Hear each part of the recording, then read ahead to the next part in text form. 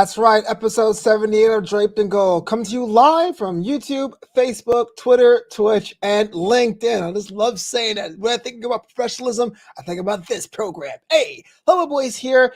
Oh, you can either see me or hear me on the podcast space, the video podcast space. But of course, as always, I am not alone. I'm being joined by the broadcast journalist himself, the commentator himself, the mobile DJ himself, the man of the hour himself. You may have heard of him, Championship Wrestling from Hollywood, or even Santino Brothers, but I know this guy as being the pillar of the MacMania podcast, a Spotify original presented by The Ringer every Tuesday, wherever you get your podcast. Please welcome the real Jack Farmer.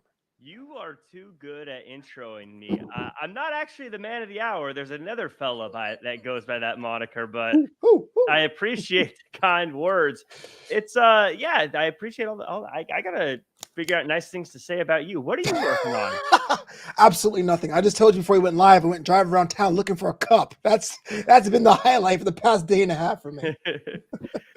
Oh man. So Draped and Gold is live. Jack, how you doing, bro? Like, tell me how life is going outside of wrestling, just you personally as a human being, with the blood, with the heart, with the soul, you know.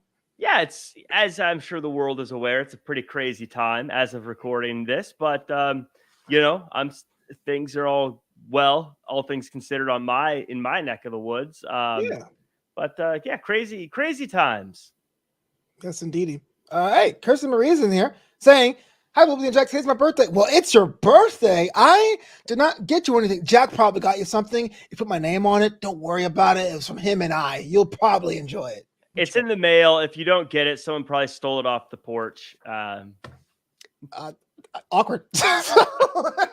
NXT UK rolls on. I was kind of disappointed a little bit. I thought that there would be an announcement of a prelude, maybe next week, maybe not at all. But I know as we roll into the WrestleMania season, we have Stand and Delivers coming back. We'll get to that just a bit later. But that aside there, Jack Farmer, our main event was an instant classic as my boy, Smith and Carter, took it to task on Mustache Mountain, and even though there were some shenanigans with the rope, my boys showed and proved they are deserving of being in that championship slot. Jack Farmer, besides the shenanigans of an ending, thoughts about the match?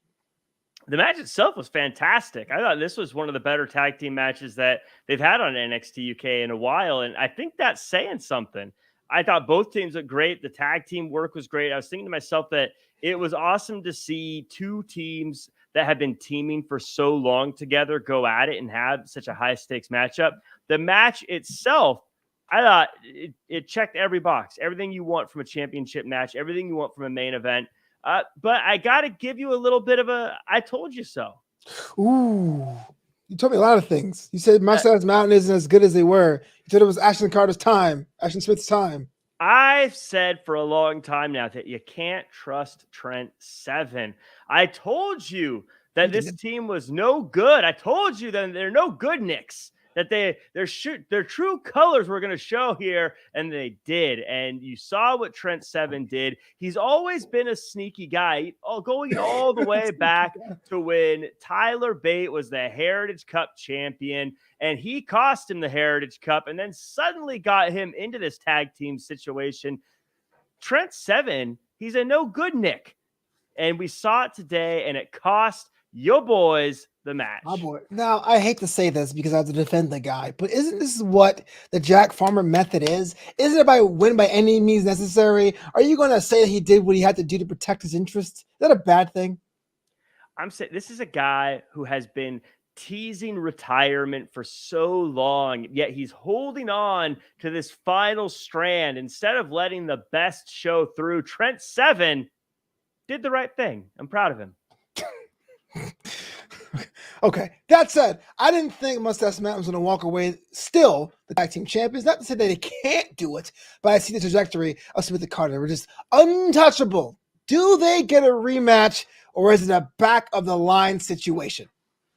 I have a feeling that a rematch is going to be on the way, because I have a feeling that Tyler Bate is going to watch the tape, and I have a feeling Tyler Bate is going to see what happened, and I have a feeling Tyler Bate is going to want to win the right way. Now, if I was managing Mustache Mountain, I'd say, you did win. Leave it alone. Why risk it? Stop.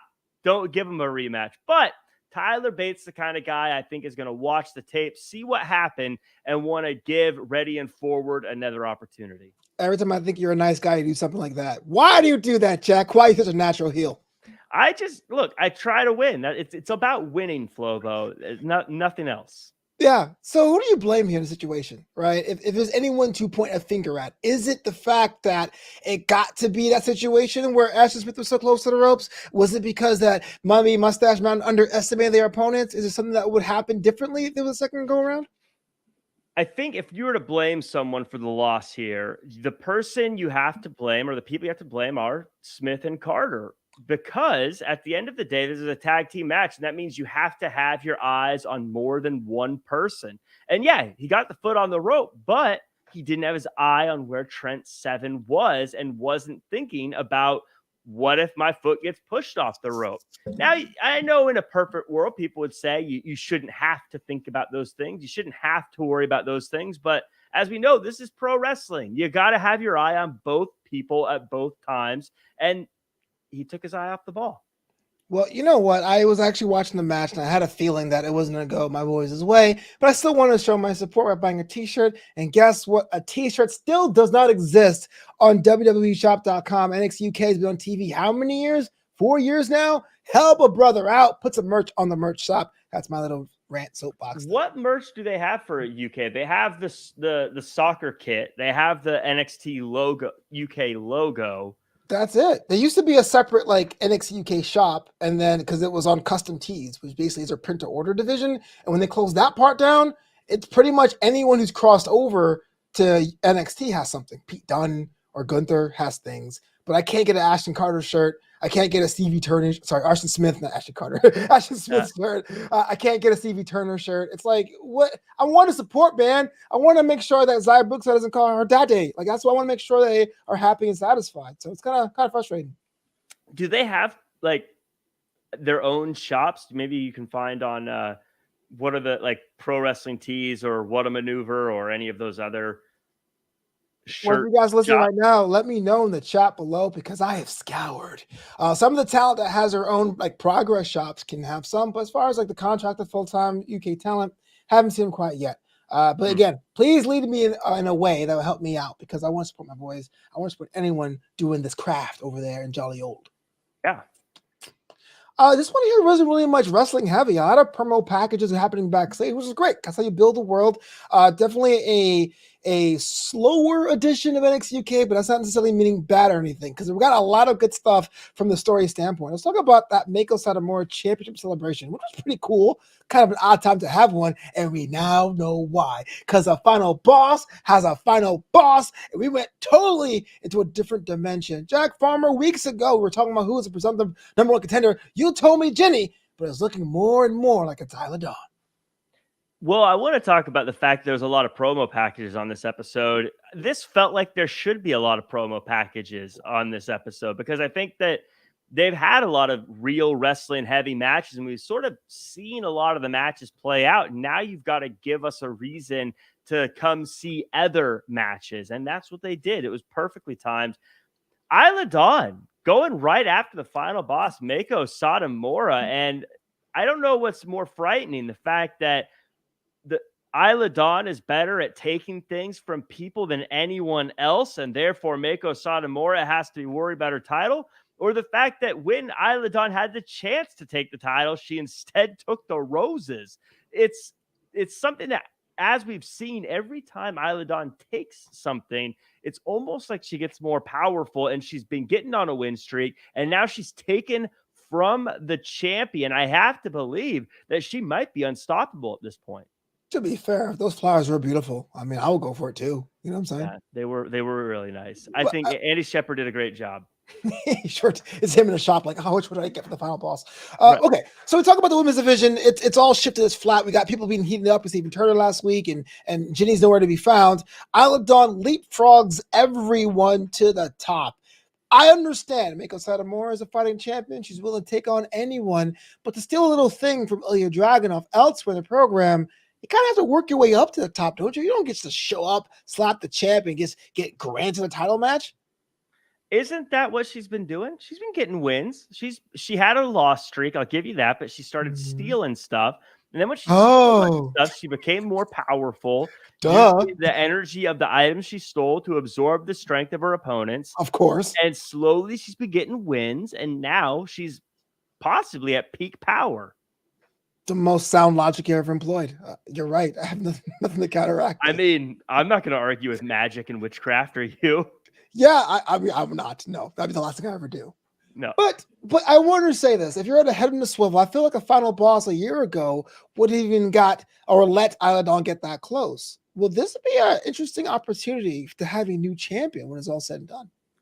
This very well could be a new champion. Like I said, Isla Dawn's more powerful than she's ever been. And Mako Satomura, you're right. She's been champion for almost a year now. And she's had a match with just about everyone in that locker room. She's kind of gone through everybody, which sounds really cool until you realize those miles on the road start to wear on you. Those miles of defense after some of the toughest opponents out there are going to start to wear you down. And whether or not you think Isla Dawn's a threat, or I think Isla Dawn's a threat, or whatever is going on with her stealing things and becoming more powerful, this might be the time that Mako has finally had too much. So this is why I say this. A lot of times, or I say a lot of times, recently it tends to be challenger challenges the champion, loses first time. Challenger challenges the rematch, gets it the second time. Now we've been watching NXT UK for about year and a half. Oh, episode 78, 2 years now, almost 2 years now. That's crazy. Yeah, I know, right? This pandemic is crazy. I used to be so much younger. My hair was like more full and volume, whatever. Not the point. Isla Dawn faced Mako Satomura, and I have it here on February 11th, 2021. So this could technically be that second match. That's why I'm a little concerned for Mako Satomura. Am I just reading too much in the tea leaves? I think sometimes we get caught up too much in the how many matches they've had before and keeping track of things that don't matter. I think that Isla Dawn is a completely different person than she was back in February of 2021. I think Mako Satomura is as well. I think the fact that Isla Dawn has a chance to win this match has nothing to do with the fact they've had a match before. I think they're just both in different places. I think, like I said, Mako's had a lot of defenses, has taken a lot of beatings in defending that title. And while it seems like she's been getting weaker, Isla Dawn's been getting stronger. Speaking about getting stronger, the reappearance of your boys, Symbiosis, hanging out in a nondescript chain link fence, talking about life and quoting The Alchemist. I have no idea what's going on. I guess Eddie Dennis has Pinterest. Symbiosis upset the win-loss record, want to get back on their winning ways, Jack, but are they close or are they further than ever before? This is what I've been saying about Eddie Dennis for a long time. You always hem and haw about the fact that sometimes they don't win, and I always say it's a chess game. Haw? Today, he said with the arrow, you got to pull it back to shoot it forward, and he's absolutely right. And how coincidental. I'm reading The Alchemist as we speak. Well, I should say I started reading it and then I put it down, and I haven't picked it up in like a month and a half. It's like reading that Nitro book. It's thick as heck. But technically, it's the book I'm reading right now. Technically. Even I think it was the holidays. I was visiting my parents. I stopped reading it and I haven't picked it back up. And anyways, sidetrack. It's on my nightstand as we speak. I'm halfway through it. Half the battle. So this is what I've been saying. I think that he's been getting his team ready. He's been toughening them up. I just watched the movie Bloodsport, and when you look at Jean-Claude Van Damme and his training, most of it is just his sensei beating the crap out of him to toughen him up. I think Eddie Dennis has just been toughening up Symbiosis, and now they're almost ready. And I think that Mustache Mountain retaining may have been the worst thing they could have done, because Symbiosis is coming back stronger than ever. So right after that, there was that little vignette out in the woods. Do you think those two are related? Is that the appearance of the wild boar? Was that something else entirely? Were those two segments linked, do you think? It wouldn't surprise me if the wild boar may be coming back to add strength in numbers to Symbiosis. Eddie Dennis always has a trick up his sleeve, and that trick might be the wild boar. Well, that'd be kind of cool to watch them back together after having them kicked out and cold and all that jazz. But it's fine. I mean, Eddie Dennis, again, he's smart. Maybe he's looking around, he's seeing De Familia. Maybe he's looking around, seeing Gallus. Maybe he's looking around and seeing that there's a lot of groups that have 3 people, and he's realizing that he needs to add another gun to the arsenal.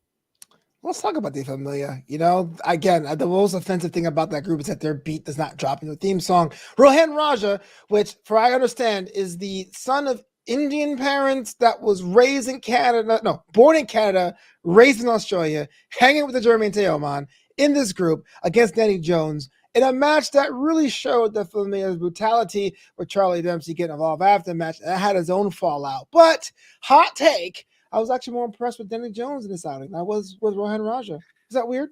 I got to put you on blast. You say that about Danny Jones every time. Yeah, I do. Danny Jones? No, I'm actually more a Josh Morrell guy, but yeah, I do. Josh Morrell. Josh Morrell and Danny Jones. They teamed, right? Did they team? I think it once. They got killed by Dave Mastiff one time, I believe. Yeah. But Danny Jones was great. I took that note too. He's a tough dude. He took a beating. He dished out some stuff as well, but he found himself in a tough spot. And a lot of times I would give someone a hard time about having a match with De Familia in the first place. But when you're Danny Jones, you're sort of in a situation where you got to take the matches you can get. And he unfortunately found himself across from Raja, who, by the way, looked great. De Familia looked great. He looked great in this match. But you're right. Danny Jones should be proud of the fact that he showed some toughness today. Do you think you get recruited if you were Teoman, or you pretty much could do three of them? I, at this point, would hold off. Okay. I think if you're De Familia, I think right now you want the cream to rise to the top. And you're looking at who's the top, not the people who are fighting to still find their place on the roster, if that makes sense.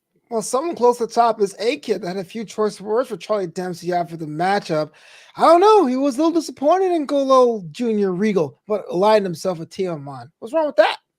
Yeah, A-Kid asked him, he said, I thought you were better than that. And I've got news for you, A-Kid. Dempsey is better than that. The only reason he kicked him is because that was the easiest thing. Dempsey could have tied him up into knots, could have picked him up and slammed him, could have used a weapon. It's just easier to kick him. So, yeah, he is better than kicking. He just chose the easiest option. He's become a member of a gang. Charlie Dempsey told me, pure athlete, so great. And now he's a guy in the back of a crowd. Tisk, tisk, tisk. Now, I think A-Kid was referring to the fact that he kicked Danny Jones. And I think A-Kid was saying, you could have done some cooler moves. That's what he was saying? I think that's what he was saying. Yeah. I think A-Kid was like, couldn't you do like a moonsault DDT? I like to do those. And Dempsey was saying, no, I don't want to get sweaty. I'm just going to kick him. I just imagine that's what this came down to. That's what they were talking about. Hey, you beat him up with flair, bro.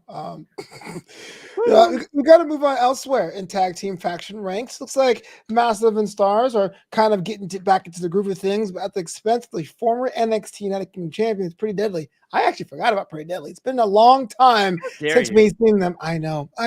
I see what came over me, Jack. But now. I have them on my vision board, so I'm always thinking about Pretty Deadly. What exactly is on your vision board? Let me give it a high five and give you a massage. What? Well, I don't have a picture of them giving me a massage. How would I make my vision board? What vision do you have of them? I'm just curious. Side plate checking. Fair enough. Quintessential Pretty Deadly. The side plate check. I don't understand how. You know why, Jack? We're supposed to be excited about. I don't know how Jack Stars doesn't realize he's the butt of the joke here. I don't know how he doesn't realize that we have Mastiff getting him to do this stuff that, by the way, is illegal. I mean, he's going in and breaking into people's locker rooms, destroying their property, and then smiling about it and not even trying to get away with it. Mastiff's having a laugh at Jack Star's expense. He's helping them out. They usually wear shirts with holes right around the chest area. The chesticles all popping out. Jack would do them a favor. If Jack knew what he was doing, he would know they cut out both pecs, Flobo. If only Jack knew what he was doing. Someone clip that out. Please clip that out. Send it to me later on. But that's fine. Looks like the match is pretty much going to be on the way next week due to Sid Scalia being a paper tiger of a assistant general manager. Here's why I say this. Sid, Gallus, and Noam Dar backstage, and apparently Noam Dar was in his right to say these clowns don't deserve a chance at my Heritage Cup with Sid Scalia foes. Maybe looking at the ratings of Gallus Boys on top. It's going to be the Iron King Joe Coffey against Noam Dar, and also potentially Shaw Samuels against Mark Coffey. What is Sid doing out there? Sid needs to toughen up. these guys, Gallus, have been running roughshod over NXT UK for so long. They've broken into numerous locker rooms. They've stolen things. They've damaged things. They've taken over TV shows. Sid needs to step up and say, guys, you can't do this. I'm thinking suspensions. I'm thinking fines. I'm thinking they should be banned from competing for the Heritage Cup, particularly since they never even compete in Heritage Cup rules in the first place. This is ridiculous. I can't believe that Noam Dar has to deal with this and now has to face this guy in a match that, one, he didn't earn. Two, he should never get because he's been doing these horrible things backstage. Horrible. Flobo, I want you to defend Gallus and what they've been doing. Well, if you don't like the way things are run, you take it up with the manager. That's just a chain of command. We have to respect that, right? But that's what they did, and Sid is too scared to act. What do you do when management is too scared to stand up to the people that you work with? This is a situation that, I don't know, maybe Johnny Saint needs to get involved. Maybe they need to go above Johnny Saint's head and call Mr. Brookside to come in and do something. Leave it to you to make a wrestling match being scheduled into an HR crisis. Look, they have a championship match. I'm down for it. Who do you got? And the Noam Dar, he actually deserves. What do you complain about? He deserves to be champion. Because I don't like the idea that Gallus is going to sully the name and the tradition of the Heritage Cup by just forcing his way in by being a hoodlum. I got to give up the JLJ media. I love the showing of pecs. One of his favorite wrestlers was in action. Amel, the French Hope, against Zaya Brookside, the third opponent. I took umbrage to Amel's video package. Amel made short work of Zaya Brookside, but the chatter on Twitter is saying this may be good for Zaya. Maybe having this opportunity to leverage and leaning more into getting Daddy more involved. Jack Farmer, Amel, the French Hope. She's putting wins together, but Zaya Brookside seems to be going in the other direction. What say you? Amel could be the champion. Brookside should be the champion. The thing about pro wrestling is there's a level of respect you're supposed to have for your opponent. Honor, if you will. You're supposed to respect people in this industry. And when you have an opponent that comes from the lineage that Zaya Brookside comes from, you should be getting more respect than what Amel was giving Zaya Brookside today. It was disgusting that she wasn't more honored to be in the ring with someone with a lineage like Brookside. And in the end, that became the difference maker, that she was being disrespectful. Amel gets a big win here. The French Hope marches on, probably going to get a title shot, but I just feel dirty about the fact that she didn't respect Zaya Brookside a little bit more. Don't you? What did you want Amel to do? Ask for an autograph in the middle of a ring? Like what did you want, Jack? For starters. Oh my God! Yeah, you know what? I mean, a handshake, maybe a bend in the knee a little bit. That's all. JLJ is actually agreeing with you. Oh, no, agreeing with me, finally. Just because you come from a lineage doesn't mean you deserve automatic respect. So tell that and her daddy that Zaya Brookside is trash. JLJ, you wouldn't understand. Don't do that. He'll come to your house. He will. I'm not going to hear the end of that. Before I roll on to NXT Prime or 2.0 at all, any final things about NXT UK this week? This week, as you mentioned, not as much action in the ring, but a lot of video packages. And they set up to a massive show next week. I mean, we're getting Shaw Samuels versus Mark Coffey, it sounds like. We're getting Dragunov versus Frazier, it sounds like. This sounds like it's going to be a very big show next week. And I don't know why, but it's felt like the past few weeks has been sort of like waiting to build to the next big show. I don't know how to explain this, but it felt like they were sort of using some stuff and now they're getting ready to kick into high gear going into WrestleMania season. And I think it starts next week. This week's episode was all about saying, get ready because we're about to take off. This was the part of the roller coaster where you're going up the hill. That's I like what this week was. All the visual. Love the visual about that. And also, I have all my money on JLJ. Not a chance. No. All Oh, right, yeah. No. so before we get into NXT 2.0, last weekend we saw the rebirth of 205 Live and NXT Level Up. Not going to go through the entire thing, but something to note: new color scheme, new host in Sudu Shah, which is it'll grow on me. In a new fresh presentation, pretty much the dark of NXT. Before I get into my next question, Jack's overall thoughts about this: the end of 205 Live, NXT Level Up. You're a fan. You get some time to work on it. The length, okay. What your initial feelings? Well, it's a bummer that we lost 205 Live because I think it was cool that you had a place for certain people to showcase their talents. And being a WCW guy, the end of the cruiserweight era is always going to be a little bit sad for me. But I like this. I like the whole setup. I like the fact that it gives people who aren't going to get time on NXT 2.0 a chance to get reps in front of a TV camera. And that going for AEW Dark and for this, I think is so important for wrestlers to have matches in front of a TV camera. And I know some people will say, oh, it's YouTube or oh, it's the network. But the fact is, you have to learn to perform in the ring on TV. As you know, Flobo, because you've been at wrestling shows, you understand it's different. It's a different beast, and you need to learn how to do that. And I think it's fantastic that some of these wrestlers are going to get that opportunity, plus just a chance for more people to see them. I thought commentary was great, by the way. It was a little jarring hearing Nigel not with Andy Shepherd. Yeah. That is just something to get used to. But I guess it'd feel like I like them, but it'd be a little bit like if you heard Corey Graves and Wade Barrett together. Like, oh yeah, they're cool, but you're like, wait, this is weird. Why are you guys talking? you're different brands. Yeah, I got you. But it was a really good show, and I think that you had some good matchups. You got to see some people, like I said, you don't get to see in the ring very often. Inoue getting a huge win over Kushida. That was a massive upset there, and I think just a sign of like you want to buy stock in a guy, that's the guy.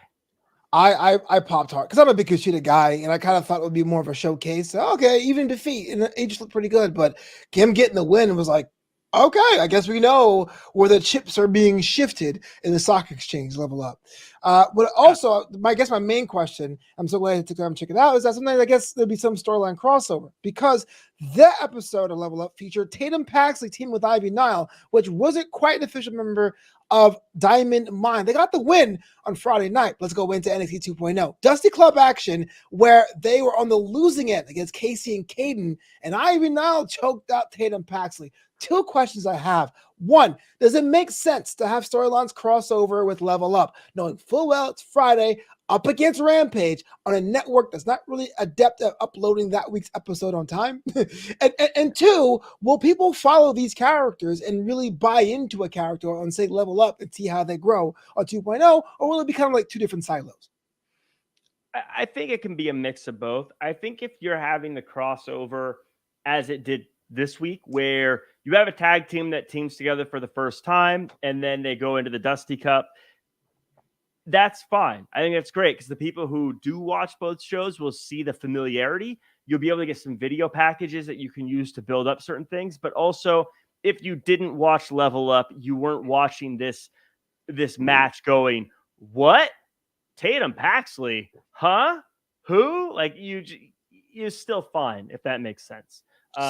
Like a supplementary thing, a companion piece, I guess. Yeah, I mean, I wouldn't recommend having something happen on there that is going to change the game. Like I wouldn't have put Dolph Ziggler versus Ciampa on Level Up and then have them play off it. That would have been a little bit jarring. But I think for stuff like this, I think it's good. It gives you a reason to tune in, a little bit of a payoff.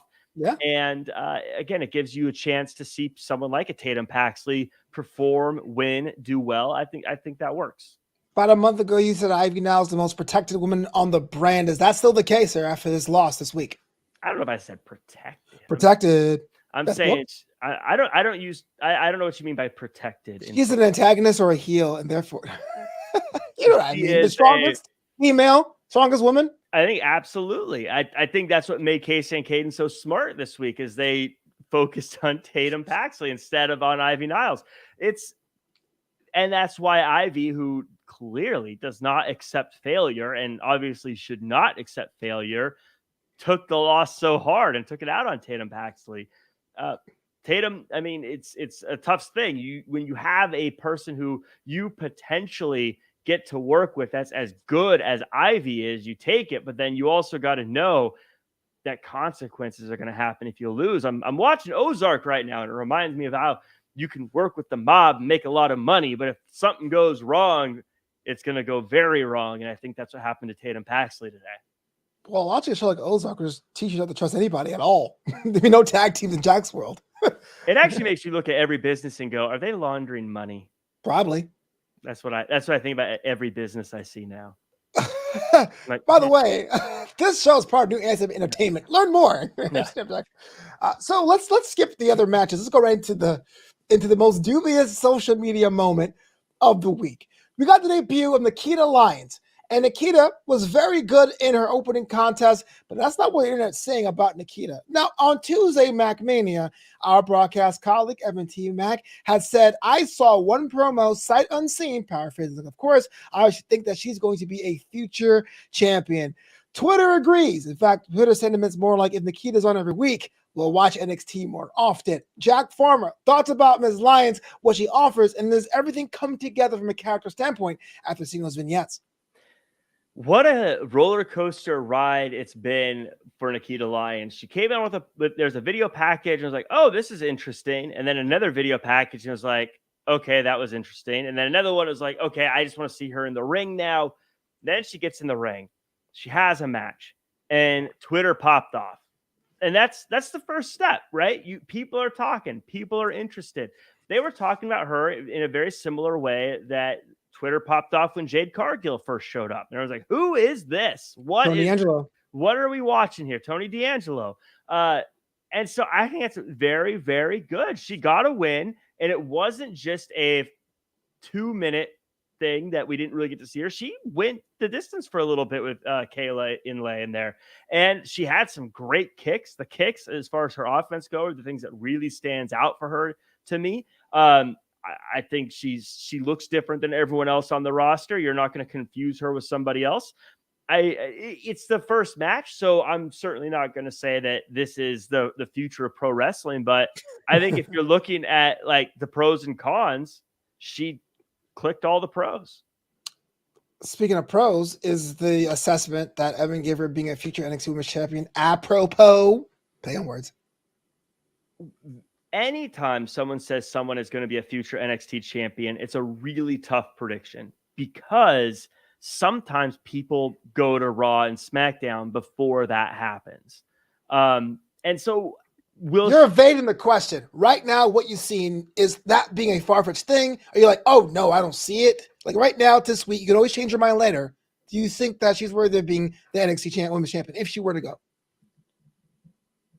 Is she worthy? I think she checks the boxes too. Yeah. If I was predicting, no. Fair enough. I'm not trying to get you in trouble, bro. I'm just no, I'm not. I'm trying to say because when I make a prediction, I want it to be accurate. I think she has everything. The reason I say no right now is you've already got Mandy Rose, who's the champion, and I don't think there's very many people who could take that title from her. And after her, there are a number of other people who already seem lined up to take that title. I don't know if I could see her getting to that position before she makes the move to Raw or SmackDown. I have a feeling she will be on Raw or SmackDown very, very soon. I worry about the sudden influxes of powerhouses on that brand. We got the recovering Zoe Stark. We have Tiffany Stratton. We have Lash Legend. And we have Nikita Lyons. But it's not fair to her. There's only one match. Props to her. But now we're on the subject. Let's talk about the other Dusty Cup. The women are now on full tilt. On the other side of the quarterfinals, Kaylee Ray and Io Shirai had a win against Amari Miller and Lash Legend. Now, I wouldn't think for a million years that Amari and Lash would be friends, but Dusty Cup can do crazy things. The match itself was pretty much standard fare. Lash Legend was unfortunately the losing side for their team. They're now with defeat. But Kaylee Ray and Io Shirai, early favorites to win it all? No.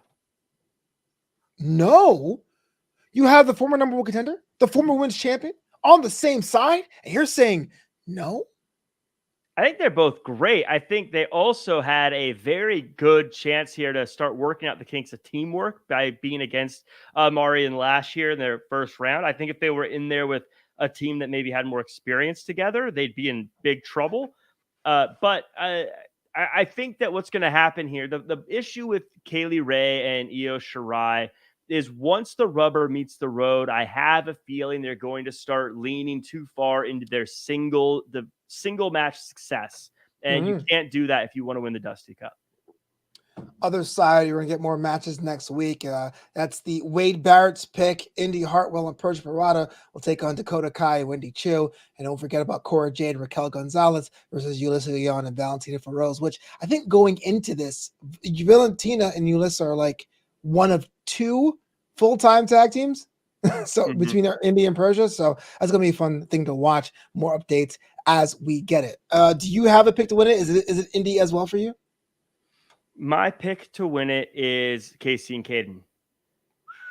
Spirited take. They have the tag team history. They've worked together the longest. And when you look at the Dusty Cup this year, who were the final two teams? It was MSK and the Creed brothers, two teams who have a long history of working together. And I think that's what's going to show through in the Women's Dusty Cup. Dylan Matthews says, Jeff King says, Kaylee Ray and Io versus Raquel and Cora Jade would be the final, and Zoe Stark turns heel. We all know if someone has crushes, it's bad news.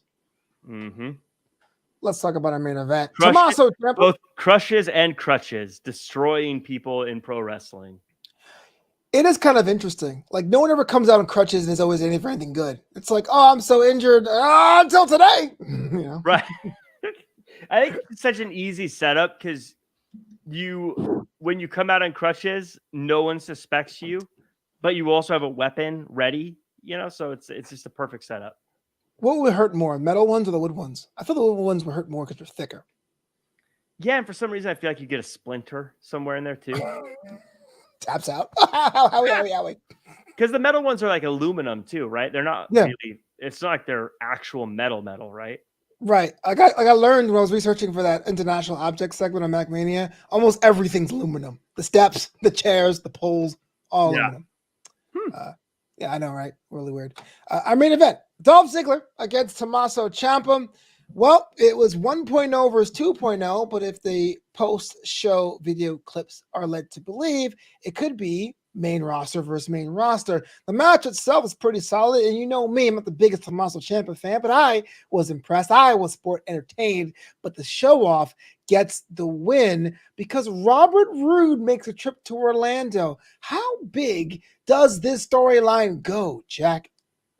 Well, you phrased this very weird because you set it up in a way that I don't think is really accurate or fair. I want to start by saying how great is Dolph Ziggler when he's put in a position to succeed. He was incredible today. And look, he has right now a 100% win ratio on NXT, and his strength of opponents are second to none, with every win he has over a former champion and over someone that some people might put on the Mount Rushmore of NXT. We've seen what happens when NXT has been brought to the big stage at the Royal Rumble and Survivor Series, but tonight we got to see what happens when the big stage comes to NXT. Yeah, Ciampa got woozy, and after the beating he took, and he ran into the cameraman outside, but Ciampa shouldn't have been on the outside of the ring to begin with. It's out of bounds. That's why the referee tries to count you out. Wait, you got woozy?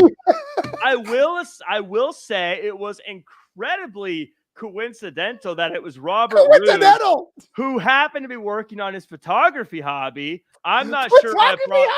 Stop! A lot of people have a photography hobby. A lot of people are into it. Check Instagram sometimes, Flobo. You may have heard of it. Yeah, I may have heard of it. He's working on his photography hobby. He's trying to get some good photos, probably of his buddy. And Ciampa woozily runs right into the guy as he's trying to just work on his own stuff, trying to take a break from work. Ziggler gets the win. That's what's important. I don't really know why Braun Breaker came in there and started trying to hit people afterwards. Seemed a little crazy, but at the end of the day, Dolph Ziggler continues his campaign to be the undisputed greatest NXT superstar of all time. So, as we say plenty of times in the show, there was a lot to unpack there. First of all, Dolph Ziggler, he's up there. 2 weeks ago, you said this. I go, you know what? He looks pretty superstar, but you can't tell me Robert Roode goes, I'm going to practice my photography down in Orlando at the same time my buddy's in the match. And Ciampa's like, oh, I'm so woozy. And just launch himself into a camera to get himself knocked out. Are you out of your mind, Jack Farmer? How dare you assume I do dare that just because a guy is in great shape, he can't have an artistic eye and can't have an artistic hobby to express himself. I want to give a shout out to Keenan in the chat. Keenan asked if you guys were to add a female/male member to the Dirty Dogs, who would you add? Jack, let me ask you. A female member to or male. Or male. I guess just an extra person. Yeah. That's a good question. Because they're hanging around in NXT, so I would think someone from NXT should be that person.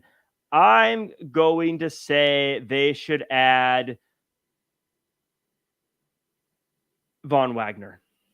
I guess that works. Stone, you get two. No, I guess that works. I was going to go with, hey, look, they're both guys that have tasted gold, but are necessarily always kind of overlooked over time. So I was thinking Dana Brooke, but I think a Von Wagner trio would work even better. So they need a big guy. They need muscle. That's what I'm thinking. Poor Robert Roode's in the gym like, you want muscle? I'm trying. Every day I go out there. Jack, no, we need more. We need more muscle. You can always use more muscle. That is just terrible. He eating like one cracker a month and just not enough for Jack Farmer. I do always say Robert Roode is unfairly like the most jacked guy in wrestling that no one calls a jacked guy. Here's a question that Dolph Ziggler said at the top of the show. I want your opinion on it. Is Braun Breaker the biggest guy in Orlando?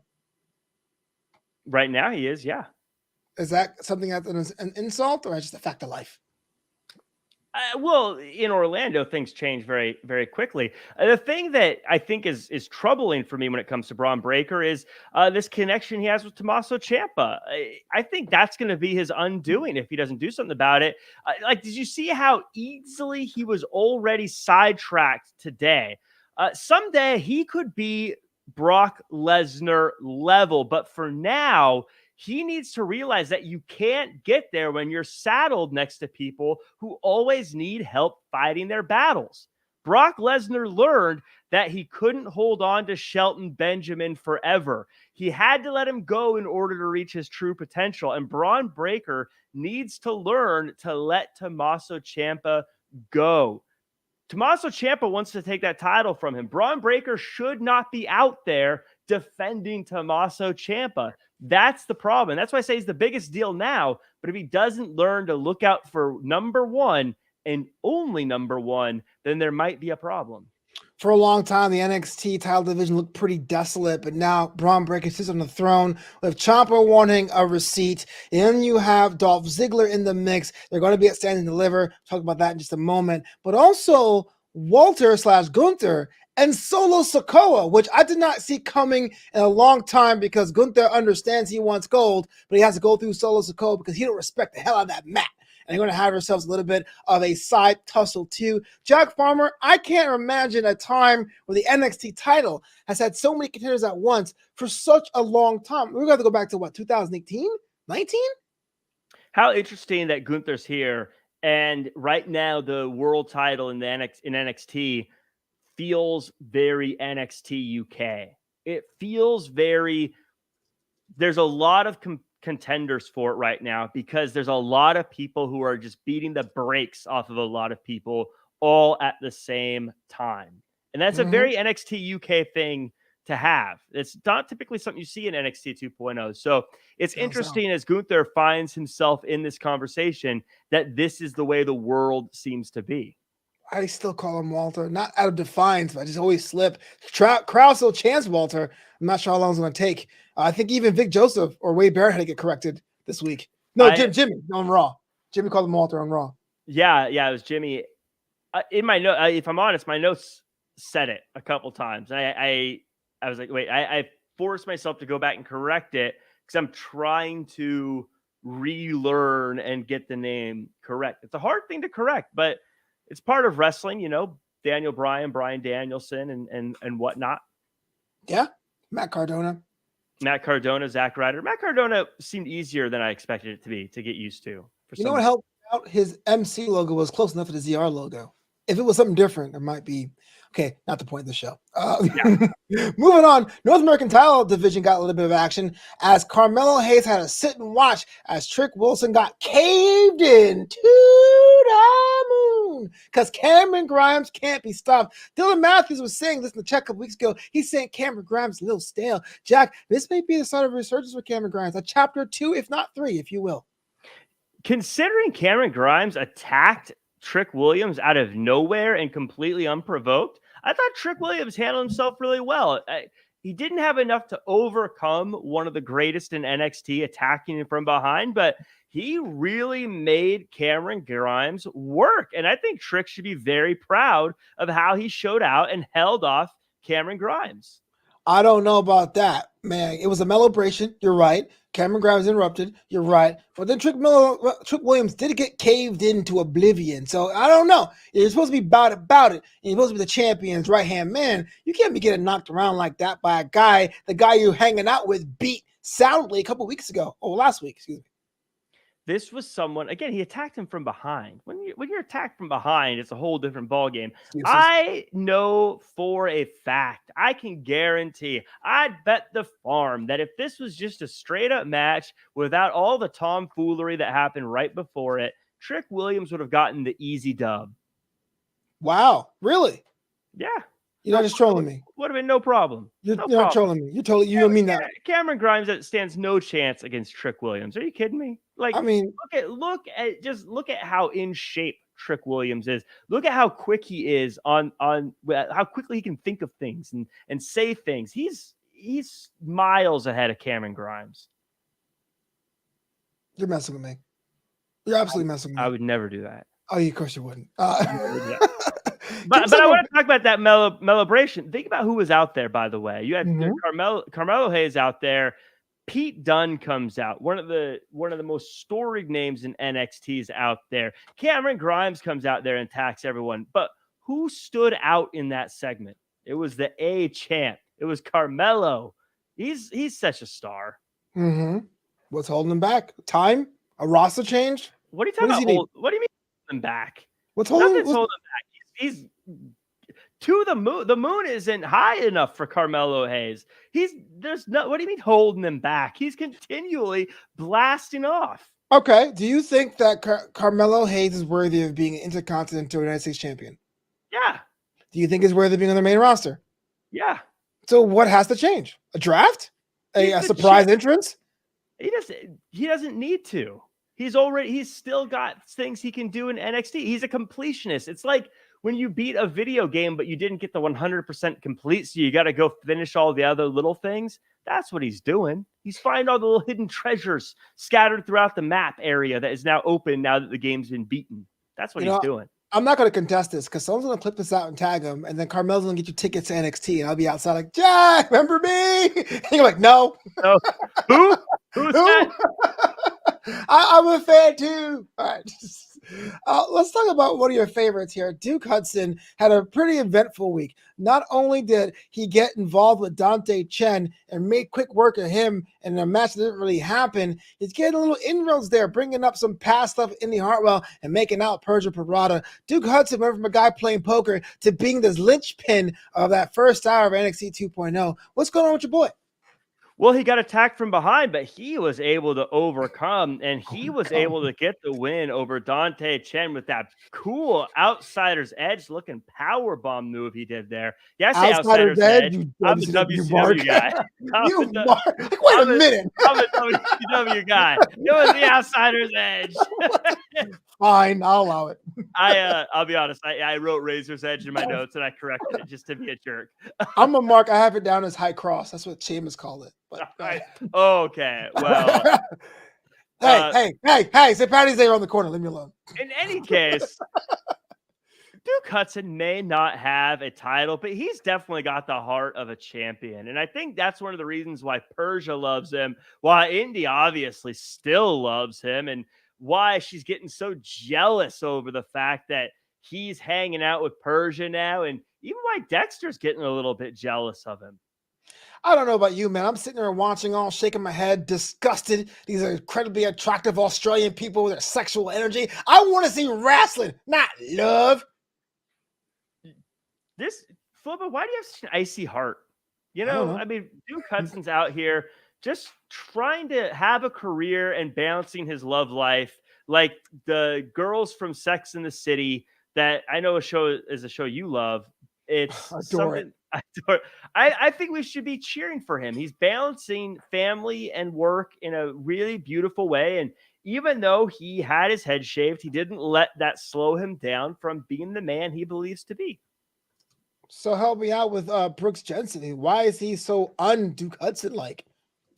This whole thing, this Brooke Jensen thing is weird, man. Like, first off, they're recording a video. How do you not know? Like, just hop on Tinder, buddy. What are you doing recording these 1980 dating videos? Low expectations. But the other thing that's really weird to me is why is Briggs so mean about it? He's like, Brooks is like, "Hi, I'm looking for someone special." He's like, "What are you doing looking for someone special?" Like, geez, dude, get out of his. What? That's the best impression of. What are you doing? Why is he so aggressively angry at Brooks trying to find a girlfriend? Hey man, people are single, they're jealous. Hold on, Dylan Matthews said this, I thought was pretty true. There's not one unattractive person in Australia unless they're from Tasmania, which is true because they have a town called Hobart, which already sounds kind of weird. But There's a little devil I know from Tasmania who's quite cute. You're just gonna flop everybody. Hey man, if you're coming a big cyclone, leave me. I was nice to you, Tasmanian. Yes. Looks Don't like put a hole in the middle of me the shape of your cyclone. Exactly, Keenan. Brooks is mad he can't get Casey. It looks like Fallon Henley's with them long term. I think that's a good move for her. I think it helps me look to establish her, have to stick out. Just interest of time is going to roll on. Andre Chase and Robert Stone are on a collision course. You know, Von Wagner's going to eat Andre Chase for lunch. I'm here for that. That's what I said it. I don't think Chase used to walk away with the win here.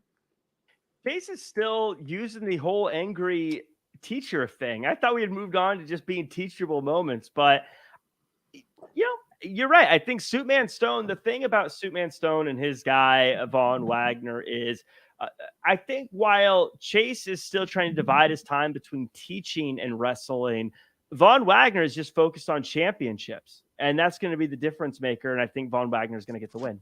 Is he? He's been backstage for a month. What focus?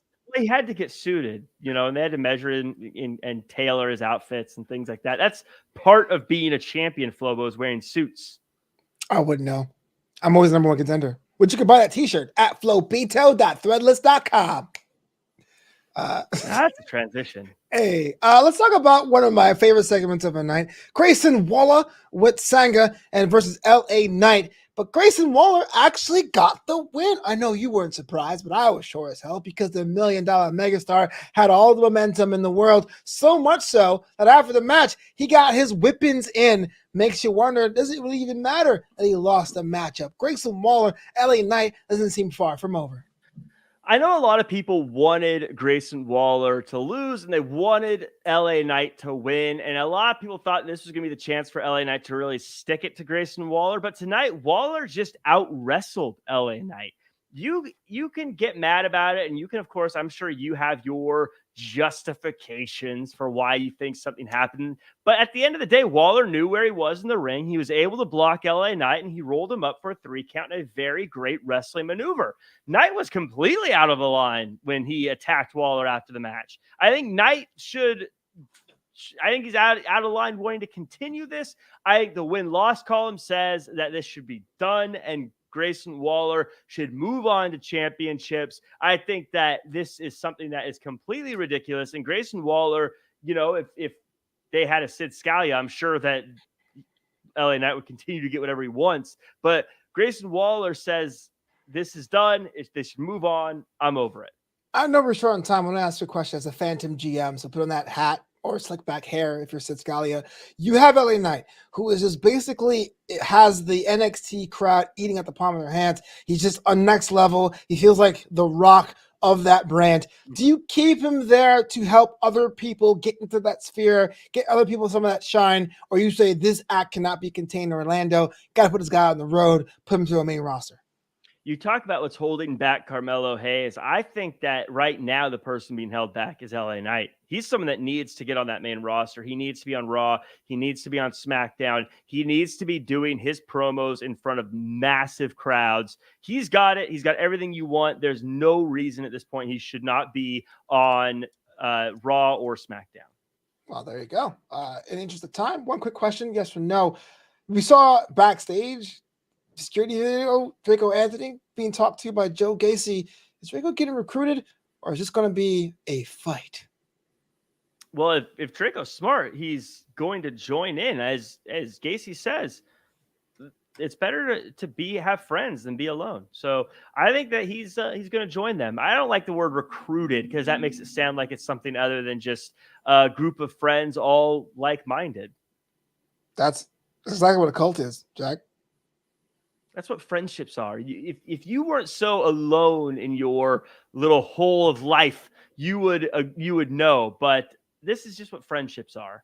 You're telling me it's people that always hang out together and believe and think the exact same things at all times, wear the same clothes, do the same things, and they try to change the minds of people who are different. That's just a basic friend group. Oh, so it's cool to have these friends? I don't know if I want these friends. You get together, you hang out, you drink Kool-Aid. It's typical friendship. Only once, though.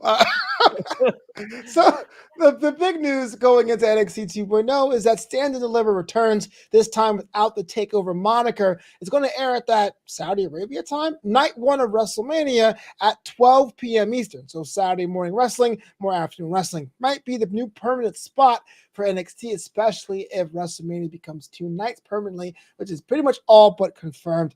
Jack Farmer, hey, Stand and Deliver goes from being a TV presentation to a pay-per-view. Good for business or bad for business? Is this going to be on before WrestleMania? Yep. Then? Night one, WrestleMania, 12 o'clock Eastern. So about 5 hours before the main show.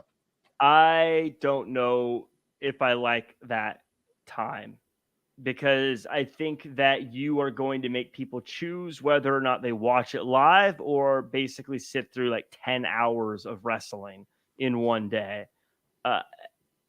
There's a break in there. I mean, if you're there live, like if you're there in Dallas, which maybe that's the point, you could make it a fun day. But if you're someone at home, it becomes now a very all day thing.